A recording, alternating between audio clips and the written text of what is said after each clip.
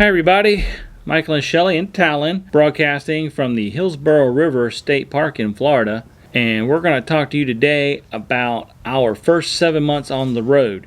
And as always, we're going to be uploading this video with Nomad Internet. And if you need internet for your full-time RVing adventures, click on the link in the description below to save $25 off your first months of Nomad Internet. So we're going to talk to you today about our expenses, our budget, our highs, our lows, and some stats. I'm a stat guy. Let's jump right into the numbers.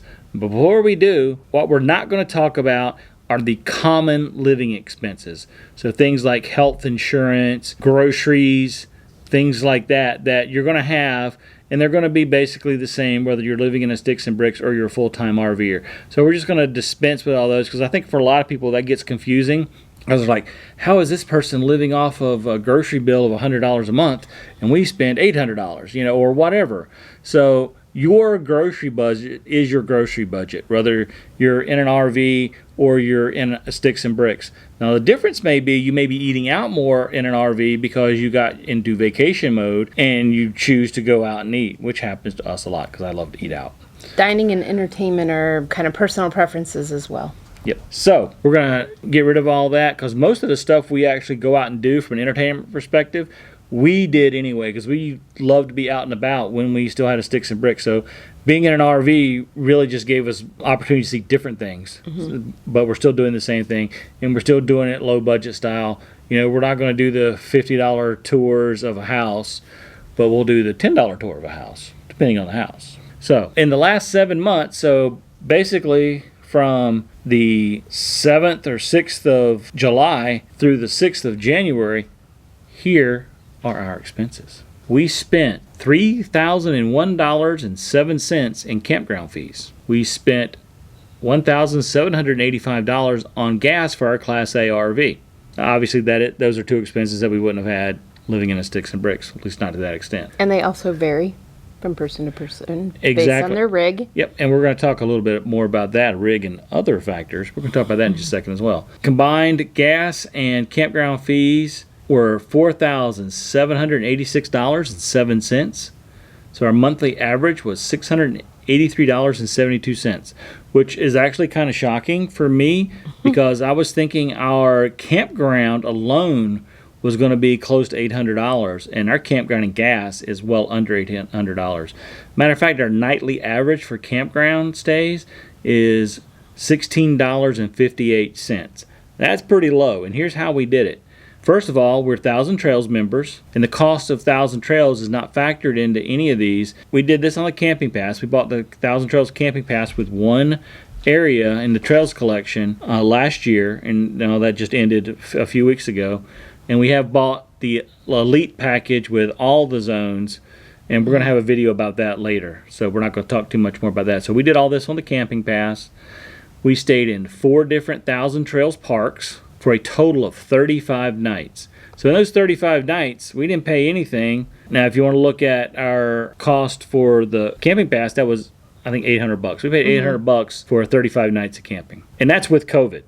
We had a lot more planned, but we didn't move. We also, because of me being in the Air Force forever, and no, I did not join the Army Air Corps. It was the Air Force when I joined. We stayed in 6 different military campgrounds for a total of 90 nights. But most of those were actually in one campground while I was getting some medical stuff taken care of.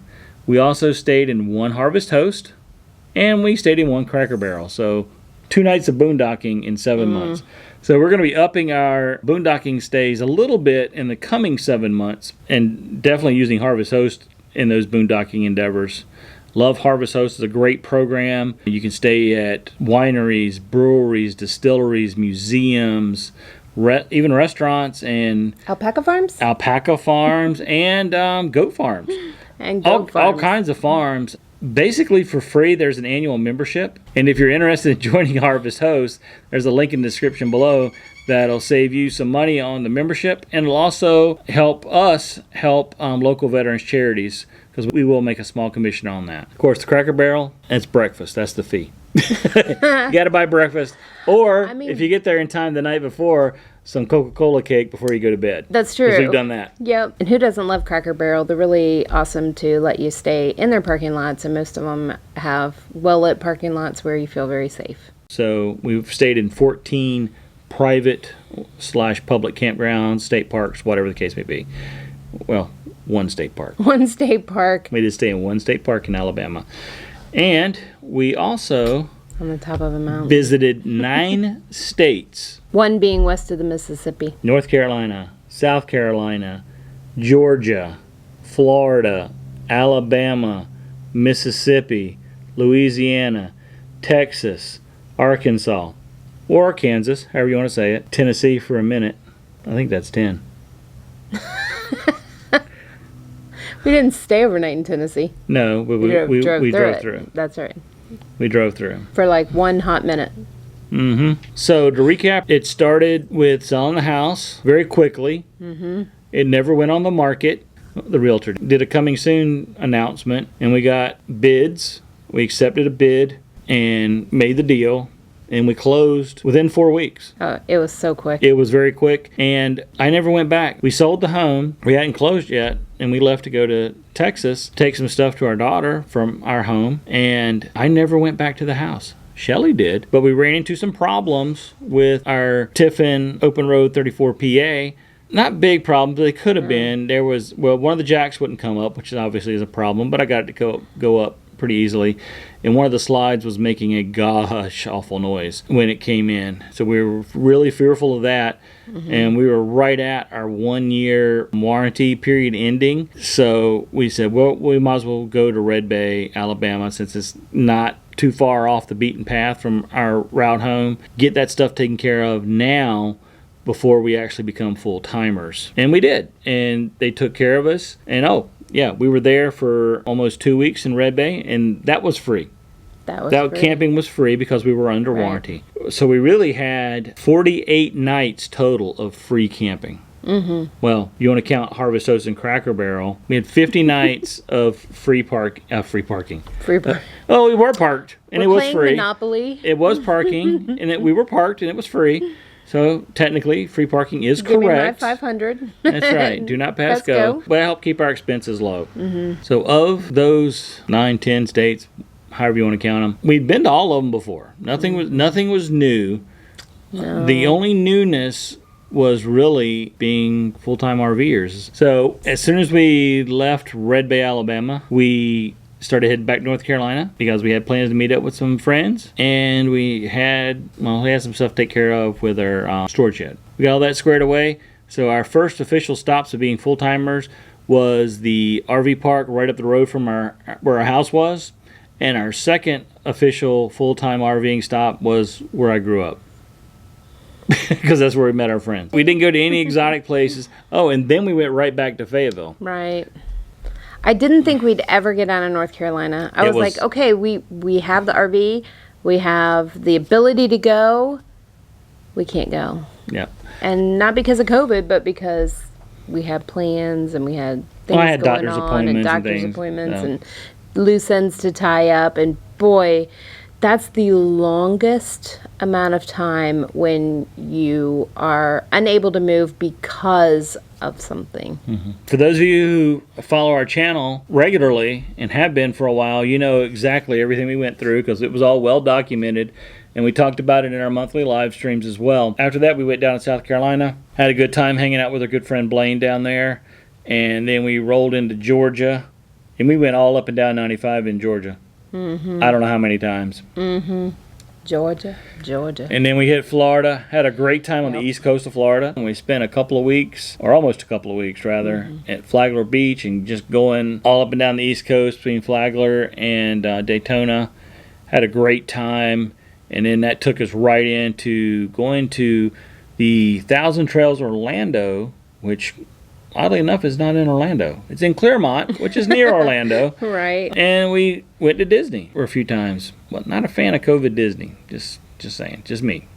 But we did have a lot of fun there. Met up with some people there. New friends and family there. Then we headed on to Alabama. Spent a lot of time in Alabama. Oh my goodness, I didn't think we were ever going to leave Alabama. It was all fun. We had a great time meeting up with some old friends, making new friends, finding friends along the way, caravanning for the first time, caravanning in the wrong direction for the first time. Not my fault. I was taking up the rear, I wasn't the lead. And also riding out a hurricane. Yep. Now, when I say riding out a hurricane, it was Zeta, and we weren't anywhere near the coast. I think it was still classified as a hurricane when it went over us, or it may have been right on the verge of being a hurricane, tropical storm, somewhere in there. So it was still pretty powerful winds and a lot of rain and flooding. Matter of fact, the railroad ties which separated our RVs floated away. Well, some of them floated away. Some of them floated in front of our RV. It was pretty crazy. It was at least a foot deep of water, at least. Depending on where you were standing, it could have been more or less. So that was a lot. Alabama was action-packed. Lots of friends. Lots and lots of friends there, for sure. And then we go down to Mississippi. I started going to the doctor's appointments and seeing some cool stuff. And should I tell them what the video coming up is? We went to 3 different museums. I'm not going to tell you what kind of museums, but they're all similar, and they're all going to be in a video coming out just a couple of weeks after this video. And it's going to be very relevant to the time period when the video comes out. Hint, hint. If you think you know what I'm talking about, drop a note in the comment below. We'd love to hear what you think. And plus, we left the RV. We did. We left the RV for a few weeks to go hang out with our son-in-law and daughter in Texas before he deployed overseas. And so we spent Christmas with them and came back, and our RV was just fine, thankfully. Can't really talk much else about that because that ends the 7 months. Everything we did after that was after 7 months, so that's another video. So again, our expenses, we're only talking about RV, fuel, and campground fees. Now, if you think we should be including other things, drop us a note in the comments below and tell us why you think we should add other items to that. And again, like I said, we're not including regular living items because those expenses really didn't change for us. Our dining habits, our eating habits haven't really changed, so those expenses are about the same. Our regular vehicle expenses are about the same. We put lots of miles on our vehicle, whether we were living in a house or living in an RV. We did. Our health care, medical, dental, and that kind of stuff, that's exactly the same. Right. Give or take. Now, one expense that did change a lot was our utilities. We were paying in our sticks and bricks for just cable internet like $100 or $110 a month for high-speed internet. And we were paying, I don't know, $30-something for the bottom-of-the-barrel Dish Network package. Okay, well, we ditched the Dish. Obviously, we don't have high-speed cable internet in the RV either. So, but we do have Nomad, like I mentioned in the beginning of this video, and we have Visible as a Verizon source. We have AT&T and Verizon sources. And together, those two are about $175 a month. So our internet bill did go up a little bit. We have YouTube TV now instead of Dish, and we're paying $65 a month for that. So I don't really want to include YouTube TV in our new monthly cost because I didn't know about YouTube TV before sold our sticks and bricks. If I'd have known about it, I'd have gotten rid of Dish and gone with YouTube TV then for sure. So that expense would have been a wash. So really the change in expenses is for internet. And so we're paying about $50-$60 more a month for that. But we're not paying electric, we're not paying for water, we're not paying sewage, garbage pickup, a mortgage. We're not paying for any of that stuff. Of course, our RV insurance went up because we're full-timers now, but we didn't include that because insurance is a very personal cost. And what I mean by that is your RV policy or your auto policy is dependent on tons of unique factors. Your specific vehicle, your specific address, your credit rating, your driving history, your gender, your age, and a few other factors. So I could say our insurance is costing us $1,000 every 6 months for both of our vehicles. Or you could say that you're only paying $500 every 6 months, and you may have the exact same vehicles we do, but all the other factors are different and unique. So we don't include those. So do you think we can lower the $16.58 campground average over the next 6 months? or 7 months. That's I really do think good. a lot of people are able to keep that expense super low if they only use Thousand Trails exclusively. It's a little bit more of a challenge though, because I would say that they might move more often than what we did, but maybe not. I mean, most of them that do have Thousand Trails either have to move every 2 or 3 weeks from place to place. So there's a potential that you could save more if you're willing to do the trade-off of that shifting. Right. I mean, because we know people that have zero campground expenses for months because they'll just jump from Thousand Trails to Thousand Trails to Thousand Trails, and they're in an area where they can do that. Now, we try to stay in Thousand Trails every time we can, but we're not in areas all the time where there are Thousand Trails, so that's out of the question. Well, and we're not breaking our neck to be in Thousand Trails because we want to see places, and they're kind of limited to certain areas. Right, exactly. So in future expense/budget videos, what we're going to do is we're going to take the cost of our Thousand Trails membership, which I'm not saying right now because that's another video. We're going to take that cost and we're going to spread it out over probably 15 or 20 years, because that's how long we're hoping to be able to do this. So that's how long we have to make it worth our while to pay for it. And I think that's going to make it really cheap. Because a lot of people will do it by, well, how many nights, what would I be paying if I wasn't staying here? But as you can tell from what we've learned is it depends. If you're staying in a military campground, those prices vary. If you're staying in a private campground, those prices vary. So, you could take the high end of it maybe and say, okay, if it cost me X amount of dollars to stay for the night, then you could say, okay, I need to stay so many nights in order to pay this off and make it, so you could pay it off sooner. Yeah. Or later. So if you want to take a rough estimate of this, we spent 35 nights in Thousand Trails times, say, $30. That's probably a good average campground stay. So that's $1,050. So that's $1,050 we didn't have to spend in the last 7 months. Now, to be fair, almost all the Thousand Trails we stayed at, okay, Flagler Beach, on the beach. Thousand Trails Orlando, Disney. I mean, those campgrounds, even in the off-season, run $60+ a night. Frankly, in Disney, you're not going to find any campground, KOA, or anything under $50, $60 a night on the off-season. Saying $30 an average is very generous. It's probably closer to $40 or $50 for the places we stayed when we stayed there. We were happy with that investment because we paid less than $800 or right at $800 for our camping pass. So it paid for itself, and that's just the times we used it as full-timers. We used it a total of 71 nights as part-timer, most-timer, and then full-time RVers. So we used it 71 nights.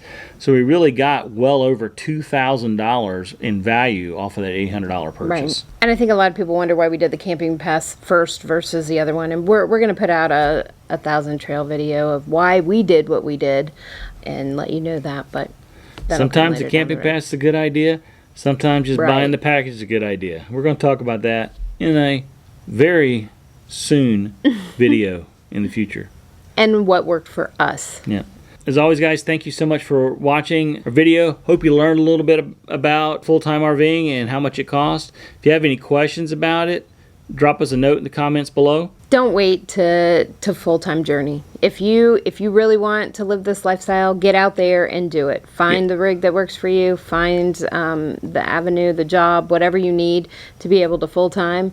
Get out there and do it. And that's our biggest regret, is not doing it sooner. Regret. Yeah. Hands down. So thank you guys so much for watching. If you'd like to help us help small local veterans charities, there's a number of ways you can do that.